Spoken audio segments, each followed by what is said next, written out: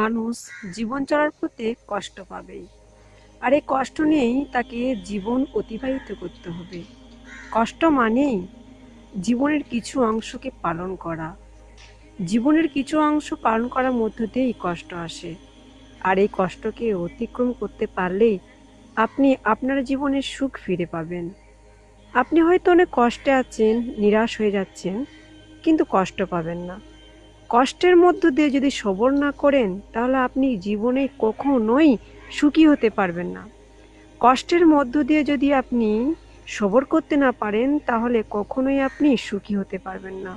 আপনার কষ্ট হচ্ছে, সবর করুন, সবর করুন, আরও সবর করুন, আরও সবর করুন, আরও সবর করুন। সবর করতে করতে আপনি এতটাই সবর করুন যে আপনার জন্য পাহাড় তার রাস্তা ছেড়ে দেয়।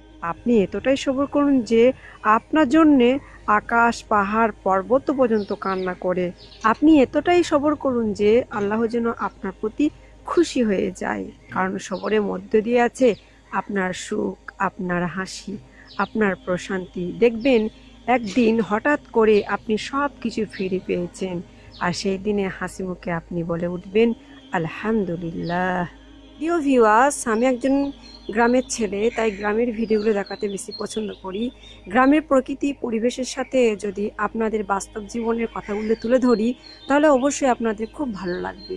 ভিডিওটি আপনি বেশি বেশি শেয়ার করে দিবেন, ঠিক আছে? প্রিয় ভিউয়ার্স, অবশ্যই আপনারা সবর করবেন, কারণ সবরের মধ্য দিয়ে আছে আপনার সুখ। এই ভিডিওটি আপনি অবশ্যই শেয়ার করে দিন আপনার বন্ধুদের, আপনার প্রিয়জনদের। আজকে এই পর্যন্ত, দেখা হবে নতুন কোনো একটা ভিডিওতে।